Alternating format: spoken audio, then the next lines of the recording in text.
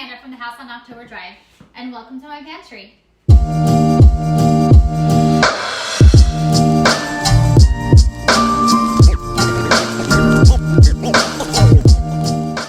This pantry makeover was desperately needed since ours was hard to keep from getting messy and unsightly. In this video, I'll walk you through the entire project from start to finish. Each major project in this video will have their own separate detailed video to walk you through the steps. Be sure to subscribe and turn on your notifications so you don't miss another video in this kitchen makeover series.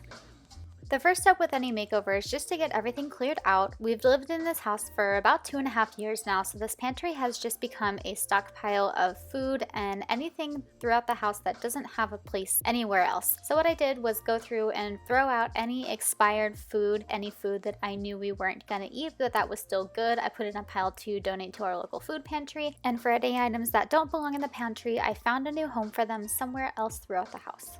This is what our pantry looked like the day we moved in, and while I was super excited about all of the shelf space we had, it really just isn't that functional when it comes to organizing everything. Over the years, I've tried using a number of shelf organizers or shelf dividers to help create a more unified, organized look throughout this pantry, and it really just wasn't cutting it. So once I had the idea to completely overhaul this pantry, I knew I just had to go for it.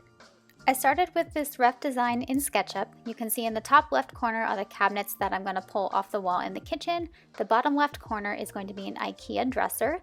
The shelves, the wine rack, and the wine fridge are all things that I ended up switching around just a little bit before finally finishing it. The night before my week of vacation started, in order to finish this pantry project, our wine fridge actually came in the mail, so I was super excited to open that and see what it looked like. I should just go get a box opener.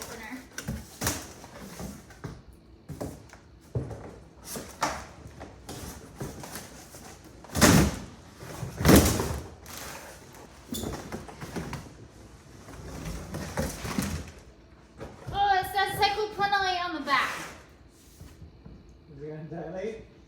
I mean cyclopentane, not cyclopentolate. Ta-da! Ooh, it's nice. Yeah, it's like the one that we had at the old place. Perfect. Yeah. Nostalgia. The nostalgia. After breakfast on day one, it was time to start taking apart these shelves, and I'm so glad I had a good breakfast and a cup of coffee because these shelves were super heavy, especially those longer ones. They were really awkward to maneuver and get out the door. Definitely almost knocked my camera over more than once, but I finally managed to get all these shelves out and then just used a crowbar to remove any of those remaining small wood pieces. I went through and removed all of the nail remnants that were still sticking out, and then used some sandpaper to sand down any of the rough edges, then used a pre-mixed joint compound in order to fill in all of those holes and resurface any of the areas where the paint had peeled off. You'll notice that I completely ignored one side of this wall, and that's because that entire wall is going to eventually be covered either by cabinets or with tile, so I didn't feel the need to go in and smooth out that surface since in the end no one's going to see it. So I forgot a sanding block at Home Depot and decided to make a makeshift sanding block instead of going all the way back to the store. What do you think? Is it gonna work? And now that that's all sanded, I put my tack cloth in here just as if it were a regular Swiffer. So then I can get all the dust off the walls and get ready to paint. I really wish I had discovered this tack cloth earlier. You guys, this is a total game changer. You can find it at your local home improvement store, but what it is this like sticky cheesecloth. It's really great for cleaning up when you're done sanding wood projects or done sanding drywall. It does a really good job of picking up those tiny dust particles and makes cleanup very easy. Because I'm going to be painting the ceiling black and I definitely don't trust myself at all not to ruin this hardwood floor, I went ahead and taped off the floor with plastic. Time for paint means time for wine. Cheers!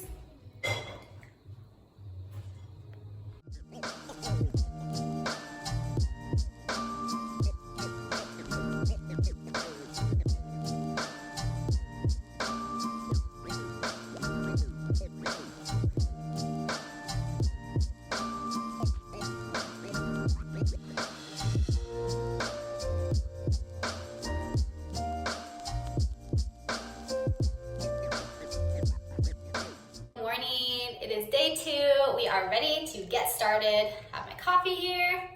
let me show you what we got going on. So yesterday we finished taping off the ground here and edging all of the corners. We are painting the ceiling black. I originally was not going to paint that little ledge there. I was just gonna do the real high part of the ceiling black and not that little ledge. But then this morning I decided that it would probably look weird if I didn't paint that ledge. So I'm gonna include that ledge. That's why I ended up edging out that corner, even though I didn't really need to. But today what I did is I went around and put the blue tape edging and then I painted over it. So that's a trick that I use basically just to keep the darker paint from bleeding through the tape. So what I do is I will just paint a layer of my lighter colored paints. And then once that dries, I just go in with the black tape or black paint like normal. When you pull up the tape, you have a nice clean edge there.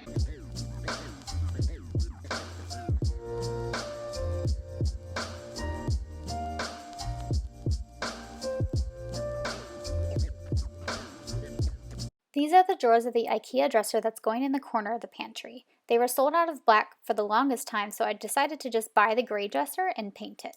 One of my favorite tricks for painting walls with a roller is to get a large 18-inch roller like I have here in this video. This covers so much more surface area than a typical 9 or 12-inch roller and gets the job done in a fraction of the time.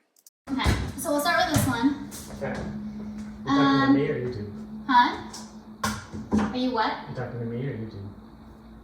You. Oh, okay. Oh my god.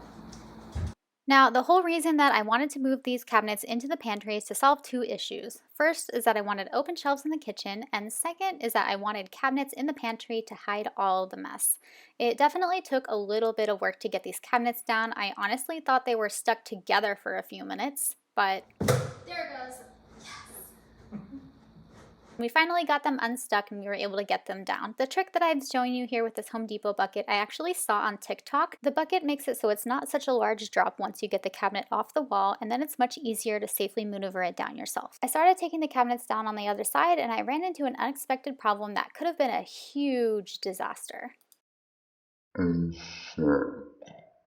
The cabinet holding the range hood was not attached to the wall at all. It was only attached to the cabinets on either side of it, and it nearly fell once I started taking those cabinets on the left side down. But that's why I complete these big tasks when someone else is home so that I have some extra help if I need to. So luckily, Mark ran in, held the cabinet while I screwed everything back in place. And then after a quick coffee break where I contemplated why in the world these cabinets were not attached to the wall in the first place, I marked the location of the studs and had Mark hold the cabinet level while I screwed it back in place. Thanks for helping. And from there, it was just a matter of taking the rest of the cabinets down.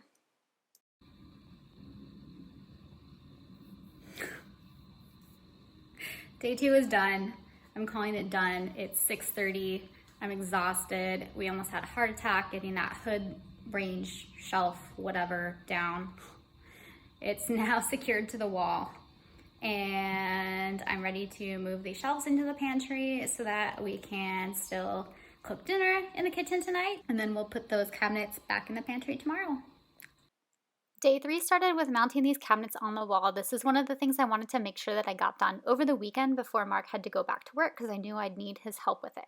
So what I did is I marked out all the studs and then I drew a line on the wall at the bottom height of where the cabinets will sit, if that makes sense. We mounted a spare 2x4 into the studs so that we gave the cabinets a little ledge to sit on to help hold them up while we screw them in place. I also put a mark inside the cabinet where I lined up with each of the studs so that once we held this cabinet up to the wall, I knew exactly where to drive the screws. We checked to make sure each cabinet was level once it was mounted and then just followed the same step for each of these 4 cabinets before unscrewing this 2x4 from the wall. Once those cabinets were mounted, I clamped them together and then attached them to each other at the sides. I've seen a lot of other YouTube videos where both professionals and DIYers will use cabinet jigs to make these cabinet fronts line up perfectly flush with each other, but I found I was able to get the job done with just some regular clamps. Next, I started putting together this Ikea dresser. This is the Ikea Malm 6-drawer dresser. I wanted to get it in black, but I just couldn't find it. It was sold out everywhere, so I ended up getting it in gray so that I could just paint it black. And because this is a regular dresser, it's shorter than the typical countertop height, so I'm also going to be building a platform to raise this up and add some extra drawers underneath.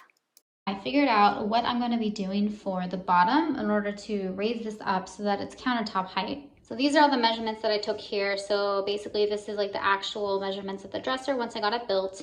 And so I'm gonna be building this platform here that's gonna raise it up. So this is like a top-down view of what I'm gonna be building. So the dresser is gonna sit right on top of it like this, but it's gonna have 2 legs that come forward, 1 across the back. What I'm gonna be doing with that extra space, since we're adding that 5 3/4 inches to the height, is I'm gonna build another drawer at the bottom down there. I really like that dark color with this countertop that we'll be using. So the countertop, I actually have 2 of them. So it will extend all the way to the wall there. And trying to decide what tile. So I think we're gonna call it done for day 2, day 3. Are we on day 3? I think we're on day 3 already. Okay guys, it is day 4. We are in the garage workshop about to build the base of that dresser that's gonna end up being like the added drawer front. And then hopefully today we'll see if we can get this wine rack mounted.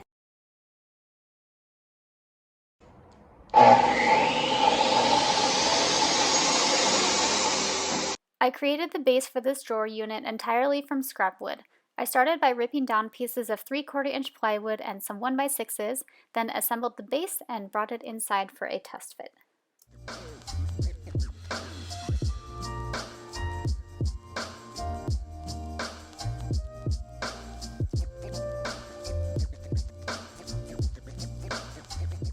As I mentioned earlier, each of the projects within this video will be getting their own video to show you all the specifics. I will go into more detail about how to measure the size of your drawers and how to assemble everything in one of the next videos. So be sure to subscribe and turn on your notifications so you don't miss out. Good morning! I don't even know what day it is anymore. I'm not even gonna try. Cheers! Finishing my coffee, and we are about to head to Lowe's to pick up another 16-inch drawer slide because they didn't have enough 16-inch ones at Home Depot last night. Today we're gonna build the wine rack, we're gonna finish building the drawers, get that unit painted, get the fridge set up, and get that whole kind of this like bottom corner back here area all set up. So wine fridge, look at this. This is like, it opens up perfectly. So there's gonna be a flat wall plug right here that's gonna go into like an extension cord back here. There's gonna be a pull-out recycling bin right here, and then in the back it's gonna be a mini charging station, because then right next to that on the other side of the recycle drawer is gonna be the cat's food and water. Isn't that right, Luna? Gonna build you your own little cat area with your food and your water. How does that sound? See, she's checking it out. What do you think? Ooh, she sees herself. Yeah, who is that in the mirror? Who is that? Who is that?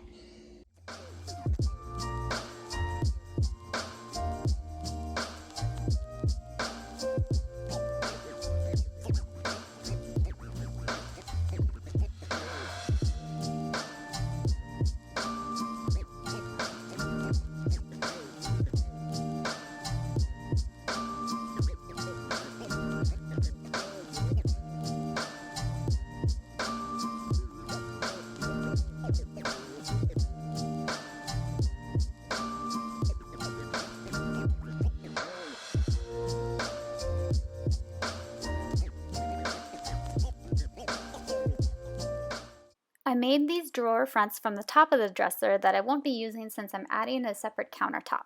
This was just enough spare material to make 2 drawer fronts, and the bonus is that it has the exact thickness and texture of the rest of the drawer fronts. I beveled the top edge to match the existing drawer fronts, added edge banding to cover the exposed particle board, and painted them black before installing. So, okay, I'm gonna mount these. So this is actually just like a little bit wider gap than up here, just by a tad bit, because I'm gonna, when I mount these drawers, I'm gonna put them like 1/8 of an inch off the ground, so they're not gonna like hit the ground. So that spacing will be even. I'm just gonna clean up this edge here with some edge banding and then get these painted the same color black, and basically just paint the rest of the dresser black. The front, well, not like the whole thing, but like the front and the sides, because that's really what you're gonna see. And then we will work on this area here, hopefully build that drawer, and then get the countertop mounted today. That would be cool. We can always use some more coffee.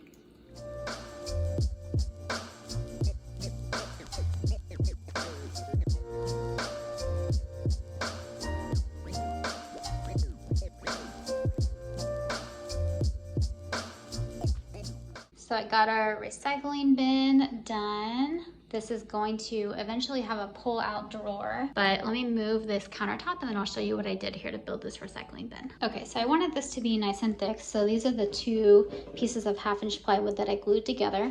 And then I decided I wanted to make this 13 inches wide because our trash can is about 10 or 11 inches wide. So this is actually 13 inches wide across here, so then plus this is 15 inches. And I cut down these pieces here. So I cut down 1, 2, 3, 4, and then there's one on the back here, 5 out of just, I think these are 1x3s, and pocket hole them so I could attach these here. So these form the top. I have 2 on the bottom to get strong together. I have 1 up on the back here, and that's what I'm gonna use to secure it to the wall. And then this is actually it's gonna be a little hidden shelf for the electrical outlet cords. So it's going to plug into the wall here, wrap around behind the fridge, and the extension cord part is gonna sit up here. That's gonna be like its permanent home.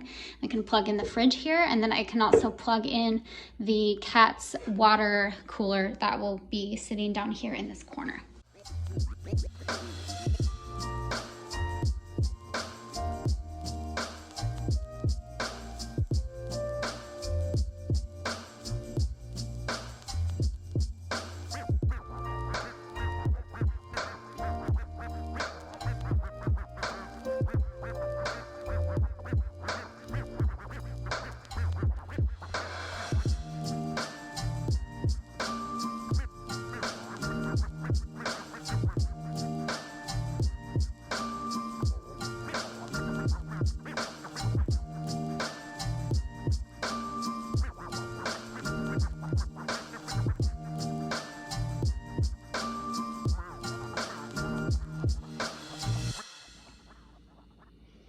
There she is. Look at how nice that looks. You like can't even tell that it wasn't originally there. Next, I cut down these countertops very carefully to avoid any splitting in the surface. These are countertops, or possibly desktops actually, from Ikea. I found them in the discount section. They were half off, probably just because it was an opened box, because there weren't any damages, but I was instantly drawn to them since they are almost the same light wood shade of our hardwood floors, and I figured they would go perfectly in this pantry.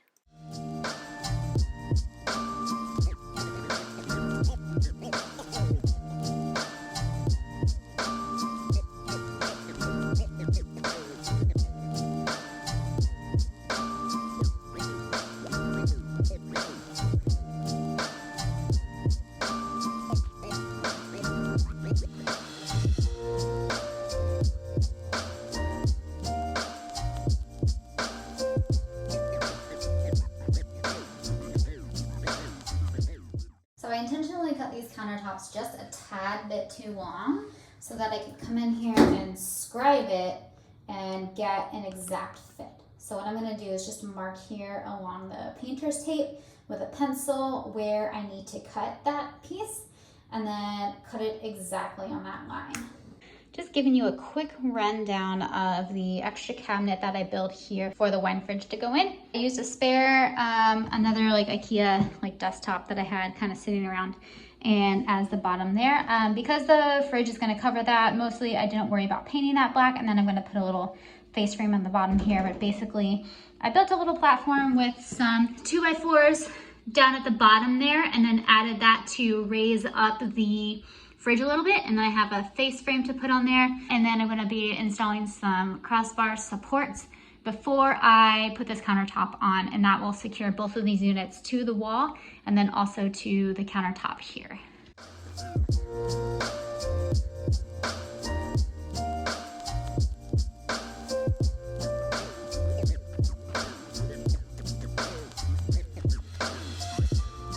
We got a whole lot done yesterday. We got the wine cooler in there, it's plugged in, we got all the countertops secured, we got the electrical going back there. Eventually this is gonna be a drawer here, so don't worry about that, you can kind of still see it in there. This is gonna be the cat's food bowl area. We got the dresser all secured. These cabinets are pretty much ready to go on the wall, just have to paint this cabinet front.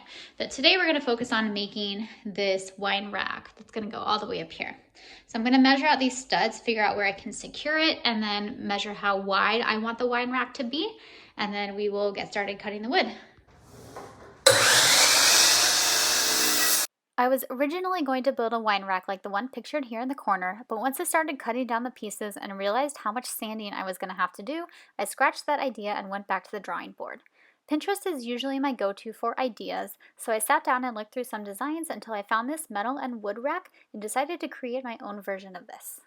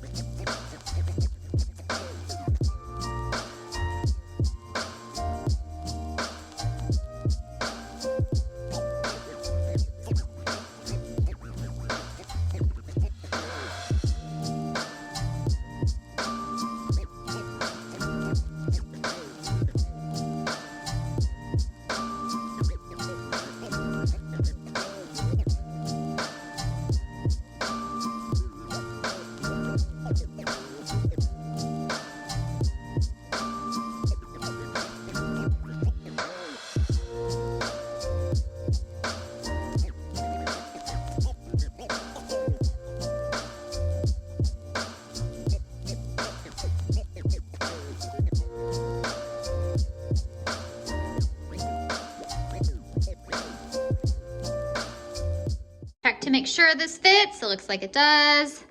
And we will go ahead, take it back out to the garage, paint it. I think that I want to paint this part of the wall black behind it too. So I left this open just basically so I didn't have to use that much wood. But I put this on here so that I could connect it to the studs. Stud here, so it'll go really securely to the wall. Then we'll paint this black, and then I'm gonna measure this before I bring it back out.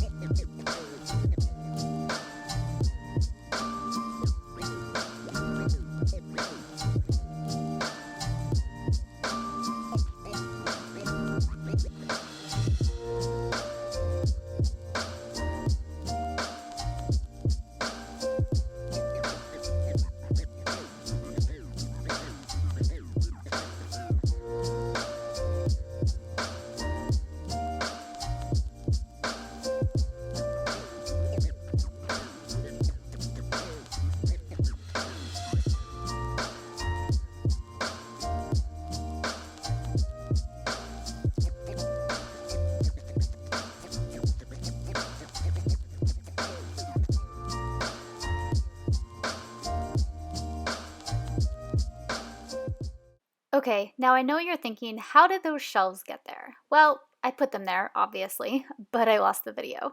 Not really sure what happened, but I'll try and describe it to you. Basically, I nailed 2 3/4-inch wood strips to the side of the cabinet and the wine rack, then placed the shelf on top and a 1x2 across the front. I was going to try and stain them the same color as the countertop, but that didn't work out and I ended up painting them white. For the tile backsplash, I decided to use this muscle-bound tile adhesive paper rather than a traditional thin set, since this backsplash wasn't going to have to hold up to any heat or moisture. Muscle-bound is definitely more costly than thin set, about $25 per roll, and I needed 1.5 rolls for this area. The perks though are that it's less messy and you don't have to wait for the thin set to dry before grouting. You can apply grout like normal immediately after the tile is adhered. I found this method to be way less intimidating, and I was able to complete the entire backsplash in one afternoon. In a separate video dedicated to the tile backsplash, I'll describe the entire process from start to finish in complete detail. I especially loved these artisan white subway tiles from Floor & Decor. They have a bit of a bumpy texture to them, so it's not just a plain white tile. I'll link them in the description box below for you. I used a pre-mixed bright white grout on top.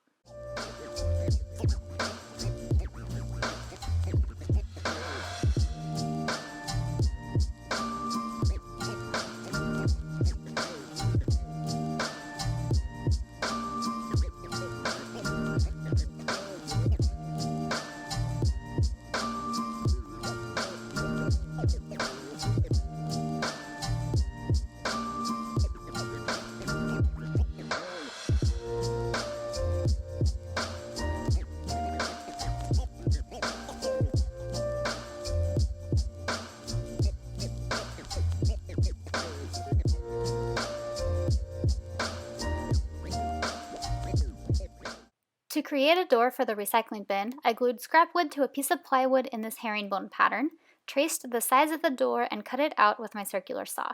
Laying the piece down on another scrap piece of wood while cutting will prevent splitting on the front side from the saw blade. I painted it black, then installed it using hinges on the side. The last finishing touches before decorating were to add these gold door handles and install the baseboards.